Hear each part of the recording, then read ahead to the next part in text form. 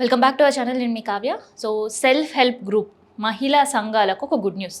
ఏందా good news అంటే 10 లక్షల బీమా, 10 లక్షల రుణం అండ్ దాంతోపాటు నేషనల్ ఫ్యామిలీ హెల్త్ బెనిఫిట్ పేరు మీద ఇంకొక అదనంగా 20,000 రూపాయలు కుటుంబానికి అందించే స్కీమ్. సో ఈ స్కీమ్ అమలవ్వడం, బెనిఫిషియరీ సంఖ్య కూడా పెరుగుతుంది. ఇంతకీ ఈ స్కీమ్ ఏంది, ఎట్లా దీన్ని ఉపయోగించుకోవాలి అనేది వీడియోలో మనం మాట్లాడదాం. అయితే సెల్ఫ్ హెల్ప్ గ్రూప్స్, ఈ సెల్ఫ్ హెల్ప్ గ్రూప్స్ ఈ 2 సంవత్సరాల్లో కాంగ్రెస్ ప్రభుత్వం వచ్చిన తర్వాత చాలామంది మహిళలకి బెనిఫిట్ అవుతుంది. ఎందుకంటే గతంలో ఈ స్కీమ్ల కంటే కూడా ఇప్పుడు స్కీమ్లు పెరిగినాయి అండ్ దాంతోపాటు మహిళలకు సంబంధించి బెనిఫిట్స్, తర్వాత బీమాలు ఇట్లాంటివన్నీ కూడా ప్రభుత్వం తీసుకొని వచ్చింది. అయితే ఈ 10 మందితో ఉండే గ్రూప్కి, సెల్ఫ్ హెల్ప్ గ్రూప్లకి గతంలో ఇంద్రమ్మ చీరల వరకే సరిపెడతారు, లేదంటే ఈ ఆర్టీసీకి సంబంధించిన బస్సులకు సంబంధించిన బెనిఫిట్ వరకే సరిపెడతారు. సో ఇట్లాంటివన్నీ కూడా విన్నాం. కానీ దానికి భిన్నంగా ప్రతి ఒక్క సెల్ఫ్ హెల్ప్ గ్రూప్ మహిళకి హెల్ప్ అవ్వడానికి, ఆర్థికంగా బలోపేతం అవ్వడానికి ప్రభుత్వం ఈ నిర్ణయాలు తీసుకొచ్చిందనమాట. సో అదేంటి అంటే ఇప్పటి వరకు కేవలం 10 మందికి 5 లక్షల రూపాయలు మాత్రమే రుణం ఇచ్చేవాడు. అంటే మనిషికి కేవలం 50,000 మాత్రమే రుణం వచ్చేది. సో అదొక టైం డ్యూరేషన్ ఉంటుంది, పావుల వడ్డీకి ఆ రుణాన్ని మళ్ళీ తిరిగి చెల్లించాల్సి ఉంటుంది. కానీ ఇప్పుడు ఆ 5 లక్షలు కాస్త ఏకంగా 10 లక్షల రూపాయలు చేశారు. అయితే మళ్ళీ 10 లక్షల రుణాలు తీసుకుంటే ఒక్కొక్కరికి 1,00,000 చొప్పున వచ్చిన తర్వాత కూడా సో అక్కడ కమిషన్లు అనేది ఇంకొకటి ఉంటుంది.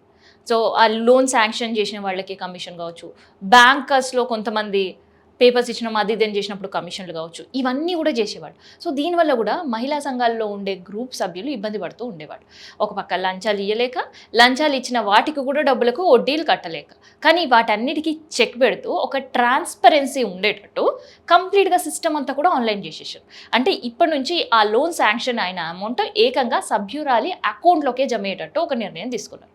సో ఇది ఒక రెండో బెనిఫిట్. మూడో బెనిఫిట్ ఏంటంటే ఆ లోన్ తీసుకున్న తర్వాత మహిళలు, ఆ 10 మందిలో ఎవరైనా గ్రూప్ సభ్యులు ప్రమాదవశాత్తు చనిపోతే మిగతా 9 మంది పైన ఫస్ట్ ఆ చనిపోయిన తర్వాత ఆ ఫ్యామిలీని ఈ గ్రూప్ లీడరు తర్వాత సెకండ్ లీడర్ వెళ్ళి ఆ డబ్బులు కట్టమని అడిగే పరిస్థితి ఉంటుంది. సో వాళ్ళు కట్టలేని పరిస్థితిలో ఉన్నాము అని చేతులు ఎత్తేసినప్పుడు ఈ మిగతా 9 మంది పైన ఆ భారం పడుతుంది. సో ఆ భారం వీళ్ళు ఖచ్చితంగా మొయ్యాల్సిందే, లేదంటే వాళ్ళకి నెక్స్ట్ లోన్ శాంక్షన్కి ఇబ్బంది అవుతుంది. కానీ ఈ సమస్యకు పూర్తిగా చెక్ పెడుతూ బీమా తీసుకొని వచ్చారు. అదేంటంటే 10 లక్షల రూపాయల బీమా. 1,00,000 రూపాయలు తీసుకున్న మహిళ ప్రమాదవశాత్తు చనిపోతే 10 లక్షల రూపాయలు ఆ మహిళ కుటుంబ సభ్యులకి ప్రభుత్వం వేస్తుంది. సో దాంతోపాటు ఈ 1,00,000 రూపాయలు ఏదైతే రుణం తీసుకుందో అది కూడా ఆ మహిళ తరపున ఆ బ్యాంకుకి పూర్తిగా ప్రభుత్వమే చెల్లిస్తుంది. సో ఇట్లా 10 లక్షల రూపాయల బీమా, 10 లక్షల రూపాయల రుణం. సో దీనివల్ల ఆర్థికంగా ఆ కుటుంబం కూడా ఇబ్బంది పడొద్దు అండ్ దాంతోపాటు ఆ మహిళ చనిపోయిన తర్వాత కూడా గ్రూప్ సభ్యులు ఎవరికి కూడా ఆర్థిక ఇబ్బంది ఉండొద్దు అనే నిర్ణయం ప్రభుత్వం తీసుకుంది.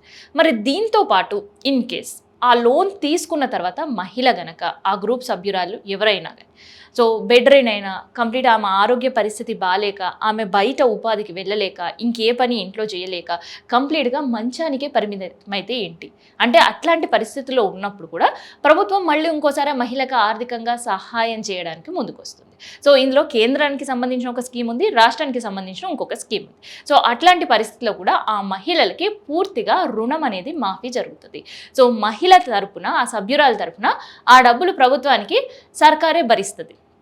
సో సర్కారే ఆ బ్యాంక్ లోన్ అంతా కూడా తీర్చేస్తుంది. దాంతోపాటు కేంద్రానికి సంబంధించిన నేషనల్ ఫ్యామిలీ బెనిఫిట్ స్కీమ్కి కనుక మళ్ళీ ఆ సభ్యురాలు అప్లై చేసుకుంటే 20,000 రూపాయలు ఆ సభ్యురాలికి వెంటనే కేంద్ర ప్రభుత్వం నుంచి తన అకౌంట్లో వేస్తారు. అయితే కేవలం ఈ సభ్యురాలికి మాత్రమే కాదు, ఈ కేంద్ర ప్రభుత్వం స్కీము ఆ సభ్యురాలికి సంబంధించిన కుటుంబ సభ్యులకు కూడా వర్తిస్తుంది అనమాట.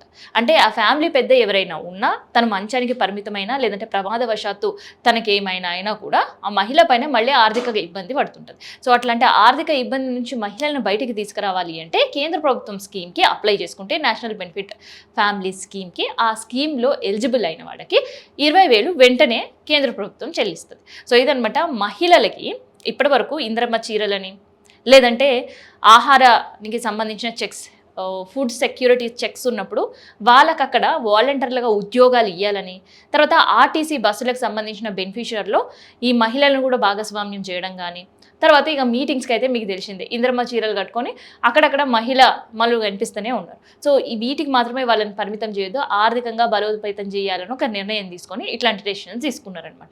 సో ఇదనమాట మహిళా సంఘాలకు ఒక గుడ్ న్యూస్.